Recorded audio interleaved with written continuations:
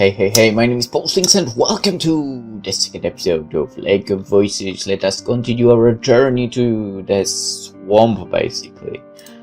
Anyway, the brief of release for Margaret and Pamela is quickly swallowed by the somber atmosphere of Sinnlos as well, replaced by the gravity of the near-death experience.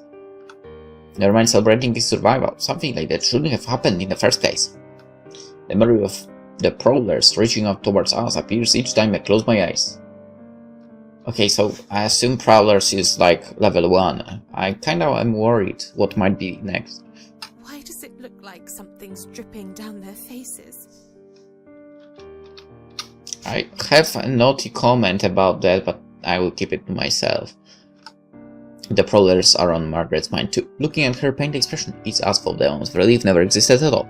I'm not sure. Me neither. Something's wrong with them, though. You don't say. They live in water.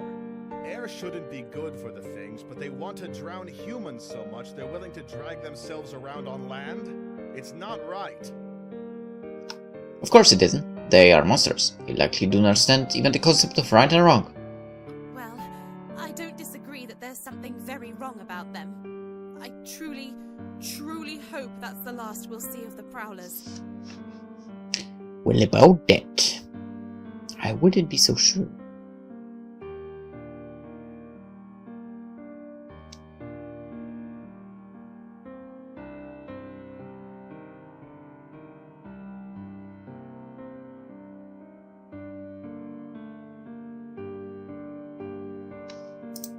Something comes to her mind, causing Margaret to end her part of the conversation early. Since you two have to share a light, wouldn't it be safer to be in the middle?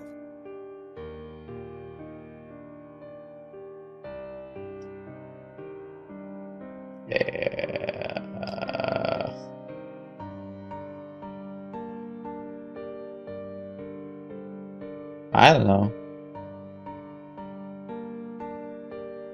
Maybe. Margaret stops and waits for Pamela and I to reach her position. That way, you'll catch the edges of my light and the guides, and it won't be so dangerous if Pamela loses his position momentarily. Why do you assume already that he will do that? That's a very kind offer, Margaret. Pamela's surprise is so apparent. I want to cover his face with my hands to stop him from insulting her. She merely smirks. I think Margaret may be surprised with herself too. Pamela returns to his usual serenity. As thoughtful as it is, I, at least, am fine with bringing up the rear. I'm used to keeping watch for monsters, and since there are two of us, I can pay attention to the back while Kika focuses ahead. It's not my light, though, so I shouldn't be the one to decide what she should do with it. Margaret and Pamela turn to look at me in unison. Seems like it's my decision. Neither of them are wrong. As for me, my goal is to protect everyone. I can't very well do that with Margaret following behind us. But being stuck in the middle of the group could also be dangerous depending on what circumstances we come across. Getting pincered by them would be an almost sure death, no matter how experienced Pamela and I are. I just don't know what to expect from the breach, and that makes things so much more difficult.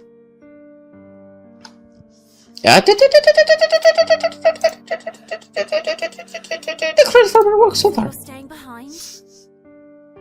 Seems like it. Yes, I think we'll be good here. But really, thank you. That was a very kind offer. Well, alright.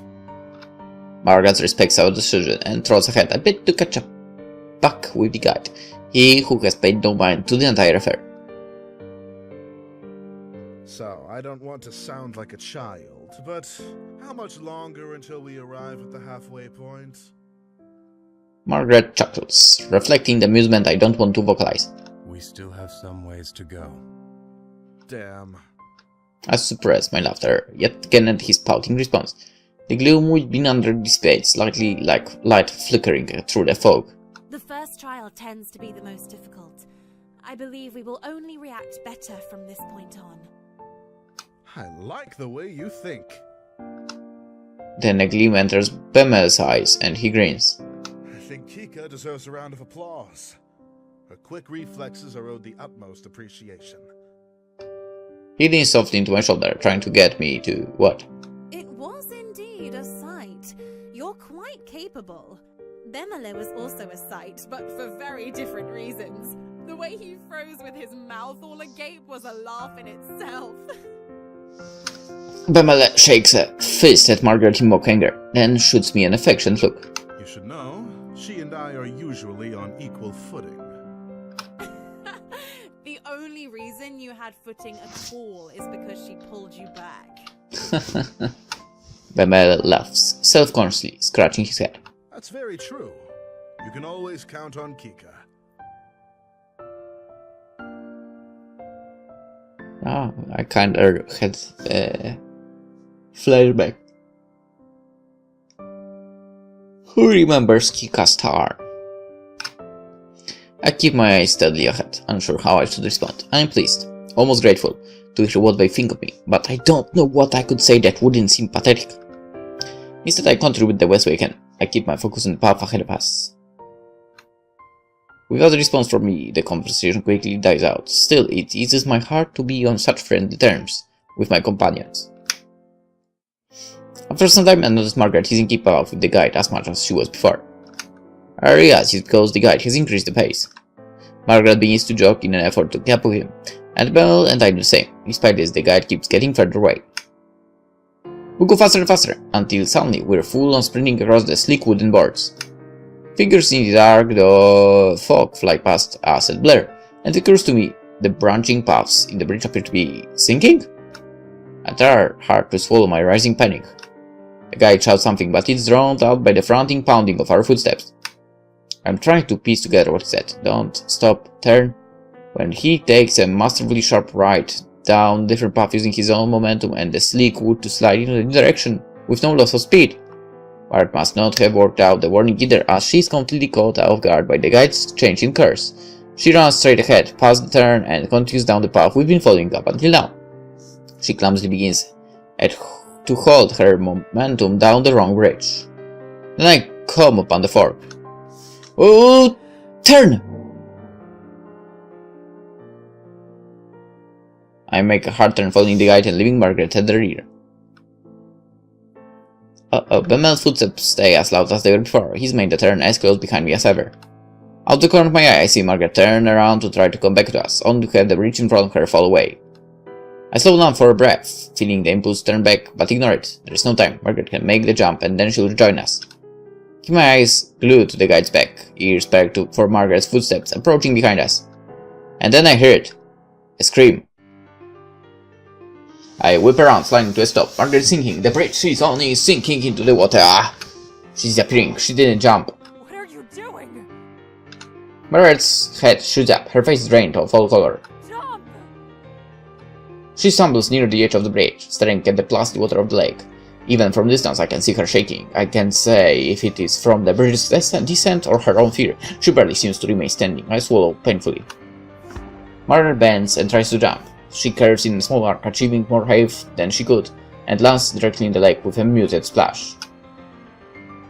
Bemele starts beside me, but I grab his hand and pull. We start running again, leaving Margaret flading in the water behind us. We don't need to watch this. We both know exactly what will happen to her now. Margaret's anguished cries pierce the night. Then the screaming stops. My legs grow weak. It isn't right, but I push myself to keep going. Bemele curses between her breaths, calling these things every full name in his dark book. Well, the guide kinda did say that if he takes 3 people, someone will die, right?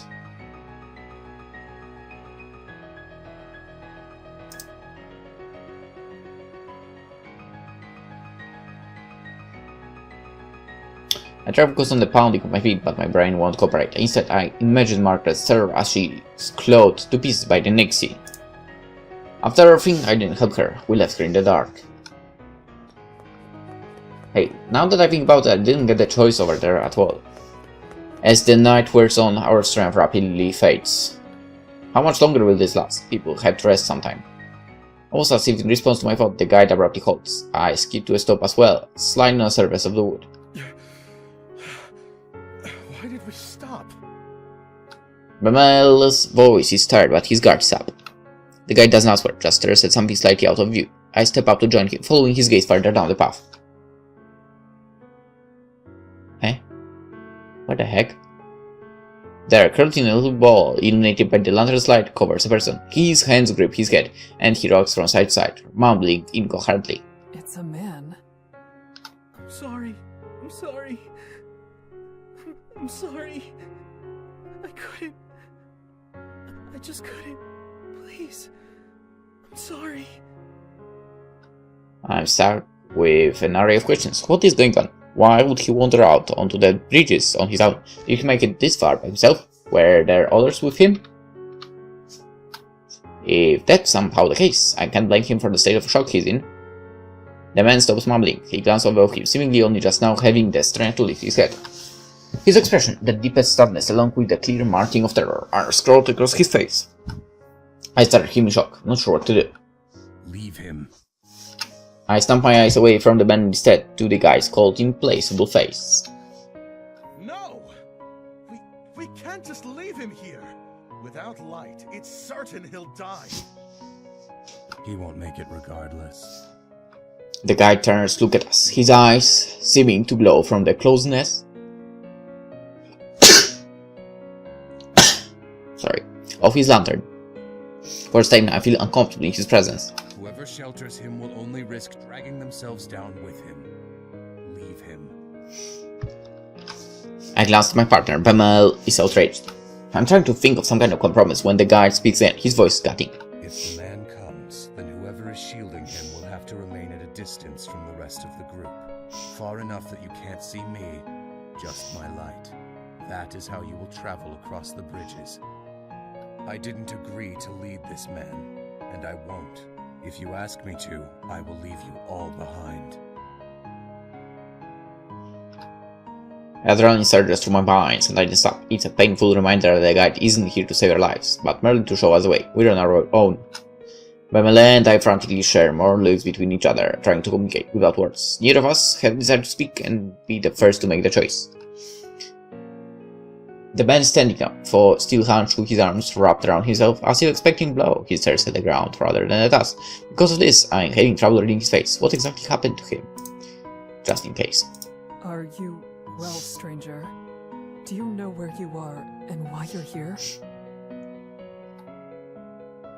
He glanced up, not at me, but towards me, his eyes resting somewhere near my collarbone. I'm fine. You all can go on your way. Forget you even saw me here. Eh? That's absurd. You have no way to defend yourself. We can't leave you. Yes, I'm sure in your eyes I might not seem like much, but that's not exactly a fair shake. Maybe in a perfect world, every man would be as large as you. But that's not how things always go. Doesn't mean I'm defenseless. The man's response is meandering. The words themselves seem to be in good jest, but he's still barely looking at us, fidgeting with his hands. Bemel frowns, unimpressed. It was a joke. He smiles hesitantly, making eye contact with each of us for the first time. What part of it was supposed to be the joke? Do you even realize what is happening in this moment? Never mind.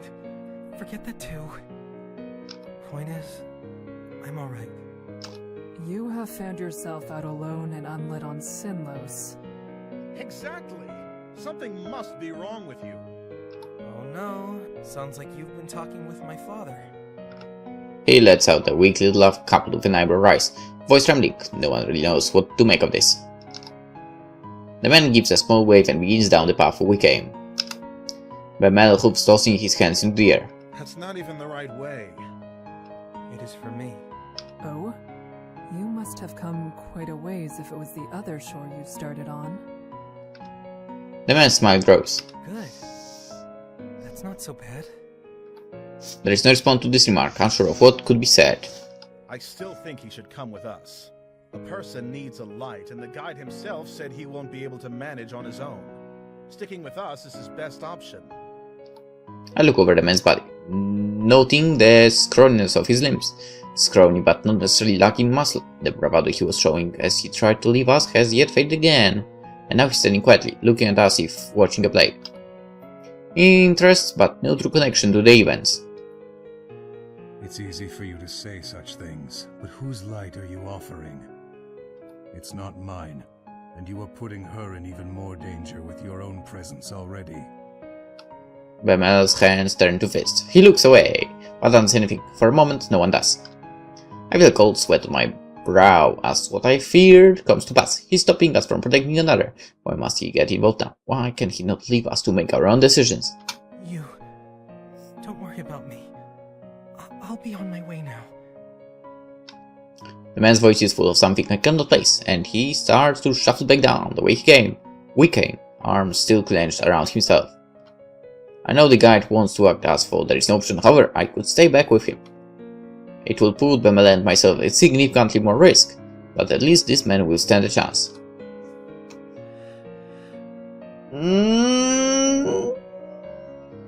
Okay. I straightened my arm out like a rod, blocking his progress past me. He stopped perplexed.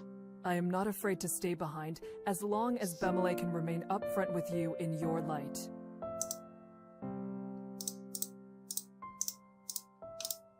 The guy doesn't say anything, doesn't even blink.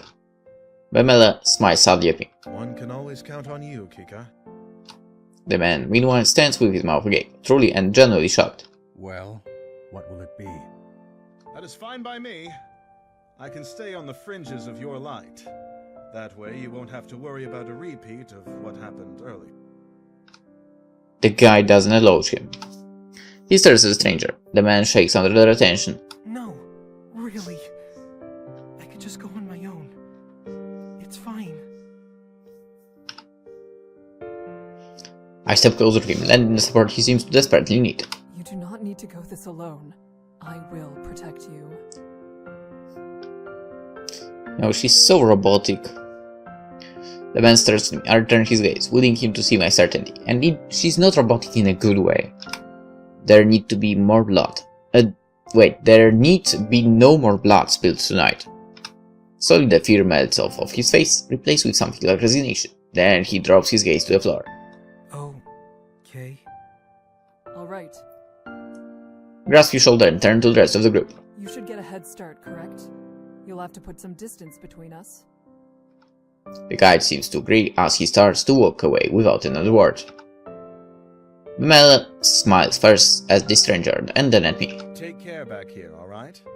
We'll all be together again when we reach the halfway island. It won't be too much longer now. We'll have a nice little camp out and you can properly introduce yourself to us. Maybe even tell a real joke or two. The man emits a nervous little laugh and ducks his head. The prospect must not be enticing to him. With the stranger having pulled himself out of the conversation, Bemela looks seriously at me. I'm sorry to put you in even more. Stop. Bemela shakes his head, still smiling. I don't begrudge you at all. In fact, I'm glad you did. All I want is for you to remember that goal. Each of us, together, on the island, and then on the other shore, safe.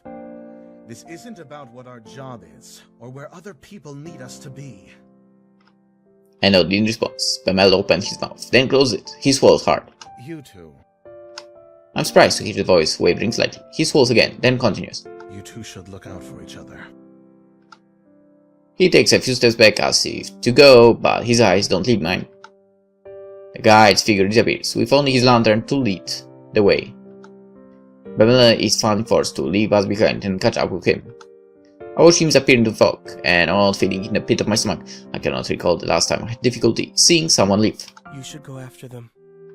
I almost forget the man was there, standing right next to me. Now he looks at me with desperate eyes. You don't need to do this. What? I'd rather know you returned to them safe, and that you all had a chance to make it back together. The way they acted. Having to go on without you. No one will feel that way for me. I'm not worth it. That's not... I stop, unable to say the last word. Can I claim that he's wrong? This is the one thing he has seemed sure of, and I do not know him. Empty plateaus may be worse than nothing at all. He smirks at my mom cry. I'm caught off guard by change. With only that, it seems he's in his element. It's true. He continues to grin, more so to himself than me. You Well, it certainly made a scene, huh? That's nice. Being loved and all. He clarifies after I must have given an undesired reaction to the statement. I so disconnected with myself. I am unsure if surprise appeared on my face or if it was a lack of motion that put him off. I don't know exactly what kind of love it is you share, but there has to be a bond in that group of yours. He laughs and then speaks quietly. It doesn't matter. I could still try for the other shore. Go.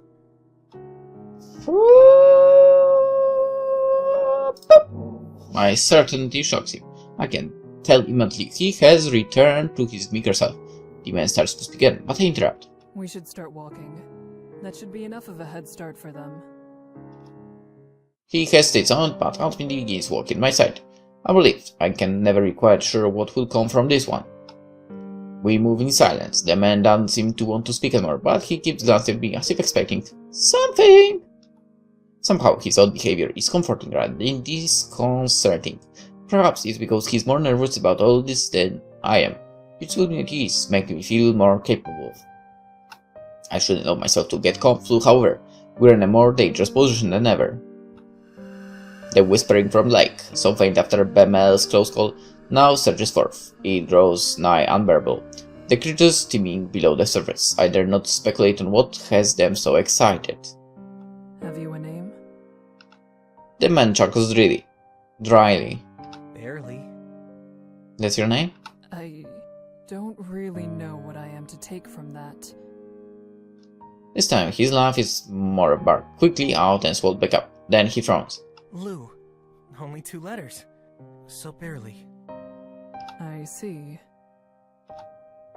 What are you doing out here without the guide? Perhaps the question isn't appropriate to ask. After all, on the darkest of circumstances, first I want to cross Sinnlos. But the situation is very strange. I might even go so far as to say it's suspicious. I know that's not fair, but I can't help it. The years spent anticipating danger have made me wary. That's a good question. I'm not sure I know myself. Eh? What does that mean? Is that some sort of joke too? Or do you genuinely not remember how you arrived where you are? No, it wasn't a joke. Or, well, there is a point to it all. Then his voice, already by nature light and air, drops to a whisper. But I don't know why I even tried. You'd think that I'd be able to call a spade already, right? He looks up, noticing my gaze still leveled at him. Then he shrugs. I'd rather not talk about it. As what has become the norm, I don't fully understand what he means, but I can at least guess that he's not very happy with himself at present, and like it or not, he won't be sharing his real reasons with me. What about you? What brings you out on this little adventure? People. On the other side. People who need my help. You have someone waiting on you? Then why are you risking yourself on me instead of worrying about what's going to happen to them? I feel my brows furrow from my speck of alarm. Is that really what he took from this? I survey his face with the look of my eyes, but there is no mischievous gleam to his look now. He's serious. We hold eye contact for a moment until he yet again stares down the ground. Sorry. I didn't mean to be disrespectful. It just fell out somehow. I wasn't thinking. Very important as well. Say nothing. This one. Easter shoots back at me, eyes wide. Yeah, I said that he's important, okay? Of course I'm going to be there for those counting on me. But you aren't nothing. I won't simply turn my back on you.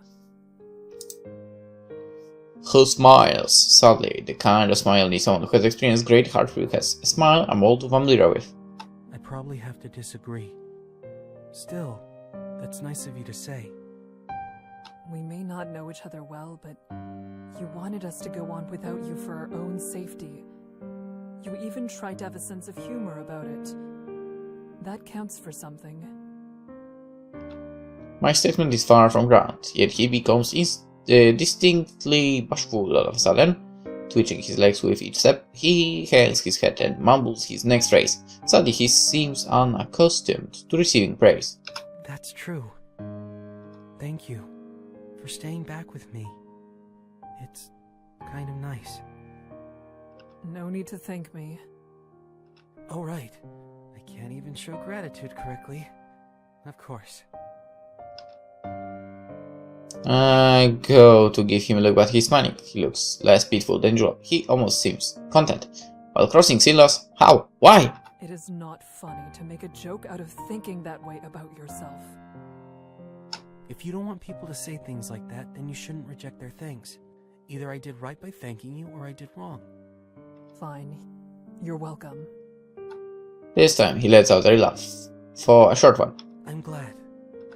He stretches his arms out in front of him and elongates his strides so he's walking a bit ahead of me. It's a wrong of me. He's relaxed and completely unguarded. He's even fine with distancing himself from the light, and all the odd comments he has said so far. Then a thought strikes me. Maybe the reason he's so calm is that he doesn't care what happens to him. My heart plummets into my gut. For a time there is relative peace in the silence between us, then Lou sighs heavily. I never could have seen myself in a situation like this. It seems things really aren't over until they're over. Did you think it was over? He doesn't answer immediately. When he does, the reply is accompanied by him grasping himself, like he might fall apart if he lets go. Yeah, I did. That would have been the normal comfort situation, alone, lightless. I shouldn't have asked. I must have let a frown slip through because Lou smiles and unsmiles. He stretches his hand behind his neck and gives a little chuckle. Something really is wrong with me. Somehow, I feel lighter. Alright, well, maybe this is good. If he's feeling better than he was, then perhaps his view of himself will improve. Sorry. I wonder who'll still be left standing when this is truly all over. What? Everyone will be. I know that isn't the truth, but I cannot bring myself to say anything else. This is the group we have now, and I will not let him believe it is a lost cause. You know that's not possible, don't you? Someone will go. You should focus on making sure it's someone else. You don't seem to be concerned with self-preservation. That came out more hostile than expected. He doesn't mind it. True, but it's not the same for me. I still don't know how I'm supposed to interact with a person like him. Making conversation is already not a strength I possess. Regardless, Lou echoing that sentiment was not something I had expected. The whispers from the lake, which had already grown, now speak faster and clearer. The individual words are almost audible. I'd likely be able to make them out if I knew the next language. For a split second, I wish I did. The light in the distance still drifts along in the same manner as it did when we first started walking, which I take to mean the path hasn't turned so far. Hopefully, that means we're still on the right path. The light, it got brighter. It's strong enough that I have to glance away for a second, and the next time I look, the light has grown. The bridge is on fire. I grab Lou's arm without thinking. He's standing there, stiff, staring at the glow, eyes dull. We're going to run. To hell with the guy's order. If we don't go now, we'll never go anywhere again. Lou doesn't respond. I give his arm a small tug and he appears to come to himself when he nods at me. I make a decision then that I won't let go of his arm. I don't know what will happen to him if I do. We take off, the heat growing with each step. The darkness of the bridge means the fire is spreading slowly, but it makes me question how it began in the first place. There is no end to how wrong this place is. It takes 20 paces before the air around us ripples, then starts folding into itself. Thick smoke pours over us, stinging like scorpions at my eyes. I cover my mouth with my free arm to keep breathing, and soon we're at the fire itself. The bridge lunges beneath us as if the beams supporting it are starting to give way to the thousands of flying sparks. Lou stumbles and pulls against me for support, but we keep our ground. I start pulling him through the blaze. We don't have time to gather our bearings. Who knows how long we have until the bridge collapses or is devoured by flames. We continue waving across the bridge, shielding ourselves from the heat. I can see a faint figure in the distance through the smoke, and as we draw closer I realize it's Bemel coming our way. I press on to meet him, towing Lou inside me. Bemel is absolutely beaming when he notices us, and I can't help but mark the look of relief on his face and approach him. What happened? I take a moment to steady my breathing after getting the most pressing question in my mind out. A group of prowlers were in our path. His solution to that was throwing an open flame at the damned monsters. He knew he'd be setting this entire place ablaze. It didn't matter. Did the guide leave you behind? Is he gone? I begin tersely at first, but as I speak, I can't help the worry leaking in my voice. The guide is not a man you need to worry about out here. I chose to stay back. There was plenty of light to go around thanks to him. I balk at him. That is not a plan, Bemele. You need a lantern to make it. What if we didn't find each other? Do you realize how easily you could have gotten yourself killed? The statement comes out shrilly as I clench my fists in frustration. Bebel mirrors my anger as he barks back at me. I've seen what happens to those left to catch up, Kika. They don't. I wasn't going to keep running this time and leave you behind. Swallowing my retort, I close my mouth and look at him solemnly. At the moment, I sigh. This intent for a discussion, and after what Margaret went through, I can't blame him for a conclusion he came to. Suddenly, the bridges began to quake once more beneath our feet. We need to leave. Which way did the guide go? I don't know for sure, though he went off in that direction. The fog overtook him, but I didn't see him turn. That will work. Lou? I look around for him, realizing he's not with me any longer. At some point, I let go of his arm. He's standing to the side, gaze glazed, transfixed on the darkness. I step forward and yank him back to my side. What are you doing? He flinches at the unexpected contact and looks attentively at me, but he doesn't offer an explanation. I'm sorry. It's all he ever says. I let go of him. Both of you stay close. We are not going to separate again. We keep down the path, the flames still gradually gnawing on the planks behind us. The guy doesn't turn up, nor do any signs of him, but we push on. We will not stop moving. Then we do. The bridge comes to a dead end of rotted out boards collapsing into the lake. For a moment our breathing stops at once. If this was the way that led to the island, then, well... I flee back to face the others, my expression perfected. I'm not going to allow panic to sap this group of judgment. Let's look for another bridge. I resolutely begin retracing our path. The others follow without protest. Our regression is silent except for our footfalls and the snapping of soggy wood attempting to burn. We frequently have to step over smoldering sections trying to come out alight. At one point we even have to walk one at a time sideways to avoid wildly flickering small fire billowing at our black smoke. Just as I think he's to the right, as my spirit is beginning to dim, we come across different directions take. Among all the forks, there are only two that aren't collapsed, or two comes with fire to risk following. We're going to have to pick one.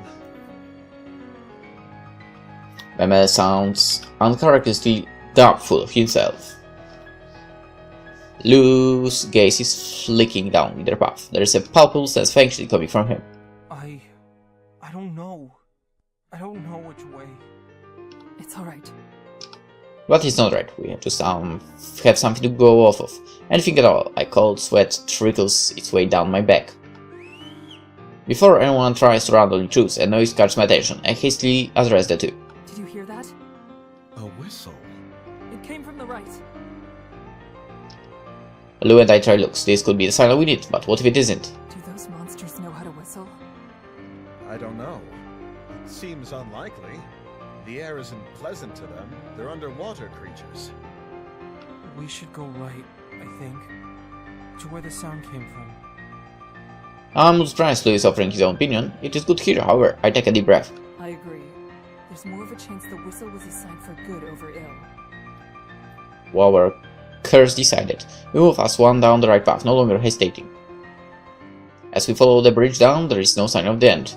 There is no need to evade between directions again. We start to outpace the fire, one danger effectively fading away, but the night continues to lighten regardless. I glance at the sky and realize what's happening. The sun is rising. The bridges will sink into the water as the darkness disappears and take us with them. We'll be lost. It suddenly seems pointless. We don't know whether we've gone the right way, and we still haven't caught up to the guide. We can't outswim the Nixie, and we can't outrun the dawn. We're going to run out of time. Yet we keep moving forward. And finally, our perseverance is rewarded. The silhouette of an island rises in the distance. The island grows rapidly larger, and soon the scents of earth and trees reach us. In spite of all of the horrors of this night, a dog emerges from the fog before us, welcoming us to safety. We reach the shore. And we'll see the events of the shore in the next episode. See you tomorrow, bye bye!